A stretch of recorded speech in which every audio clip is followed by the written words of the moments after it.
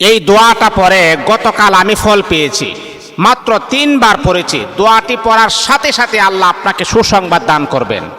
মনে রাখতে হবে এই দোয়াটির ভিতরে আল্লাহ পাক রব্বুল আলামিন ইসমে আজম আমার আল্লাহ উল্লেখ করেছেন।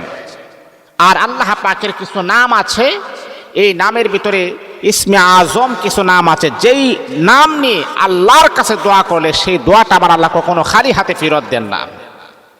আমার রাসূল আকরাম সাল্লাল্লাহু আলাইহি ওয়াসাল্লাম সাহাবীদেরকে বলেছেন, শোনো, ইসমে আজম নাম নিয়ে যখন বান্দা আল্লাহর কাছে একান্তভাবে দোয়া করে, বুলেটের গুলি মিস হতে পারে, কিন্তু বান্দার দোয়া কখনো আল্লাহর কাছে কখনো বিফলে যায় না, মিস হয় না। তাহলে এই ইসমে আজম এই নামগুলো আমরা অবশ্যই জেনে শুনে যদি আমরা পড়তে পারি, তাহলে ইনশাআল্লাহ আমাদের দোয়া কবুল হবে। এখন আমাদের দোয়া কেন কবুল হয় না জানেন? আমাদের বিশ্বাস নাই, আমাদের ইয়াকিন নাই, আল্লাহ পাকের উপরে পরিপূর্ণ আস্থা এবং ভরসা আমাদের নাই, বিধায় আমাদের দোয়া কবুল হয় না। আমাদের নিয়তটাকে একেবারে সহি রাখতে হবে। আজকে আমি আপনাদেরকে এমন একটা দোয়া শিক্ষা দিব, সেটা হচ্ছে ইসমে আজম। এই দোয়াটা পড়ে আপনি আল্লাহর কাছে যা চাইবেন আমার আল্লাহ আপনাকে তাই দান করে দিবেন। রাসূল আকরাম বলেছেন, সাহাবায়ে কেরামকে বলেছেন, এই দোয়াটা পড়ো আর মনের আশা মনে করো তোমার পূরণ হয়ে গেছে।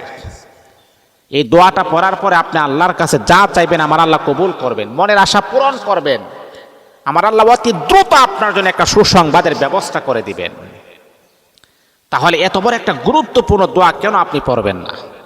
এই দোয়াগুলো অবশ্যই আমাদেরকে শিখতে হবে, এই দোয়াগুলোর ওপর অবশ্যই আমাদেরকে আমল করতে হবে। আজকে অনেকে বলেন যে হুজুর মুনাজাত করে কবুল হয় না।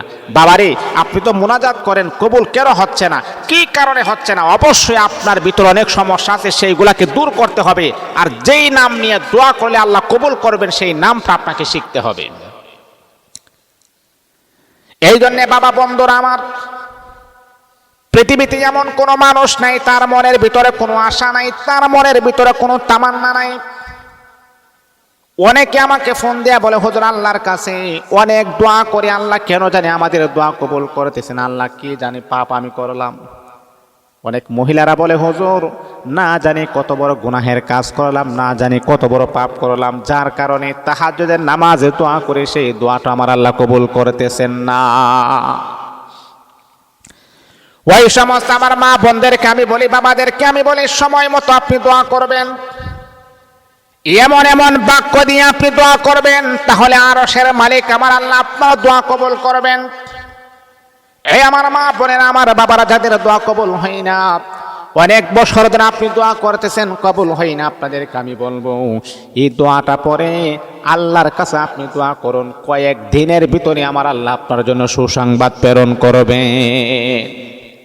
খুবই পরীক্ষিত একটা দোয়া। আমি আপনাদেরকে সেই দোয়াটা স্মরণ করাই দিই, সেই দোয়াটা আমি বলি, ইনশাআল্লাহ আপনারা পড়ে ফেলবেন। আল্লাহুম্মা ইন্নী আসআলুকা বিআন্না লাকাল হামদ। একেবারে ভেঙ্গে ভেঙ্গে আমি বলছি, ডিসক্রিপশনে এই দোয়াটা দেওয়া হবে, ডিসক্রিপশনে এই দোয়াটা দেওয়া হবে, সেই দোয়াটা আপনারা পড়ে ফেলবেন।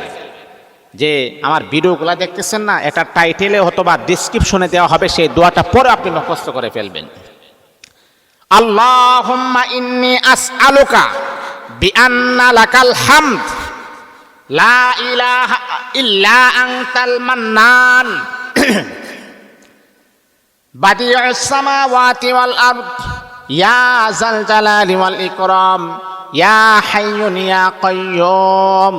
আমি আবারও বলছি, আল্লাহুম্মা ইন্নী আসআলুকা বিআন্না লাকাল হামদু লা ইলাহা ইল্লা আনতাল মান্নান বাদিউস সামাওয়াতি ওয়াল আরদ ইয়া যাল জালালি ওয়াল ইকরাম ইয়া হাইয়ুন ইয়া কাইয়্যুম। আপনি আল্লাহর কাছে এই দোয়াটা কমাস কম যদি আপনি 3 বার পড়েন, 3 বার, মাত্র 3 বার যদি আপনি পড়েন,